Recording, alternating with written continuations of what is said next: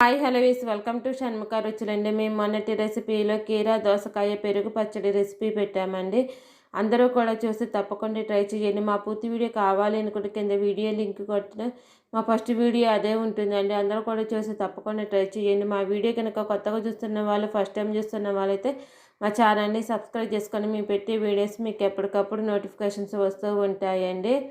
ఎంతో టేస్టీగా ఉండే కీరా దోసకాయ పెరుగు పచ్చడి చపాతీల్లోకి, ఫ్లేవర్ రైస్లోకి, బిర్యానీలోకి, ఎండాకాలంలో ఒంటికి చలువ చేయడానికి ఈ రెసిపీని తప్పకుండా ట్రై చేయండి.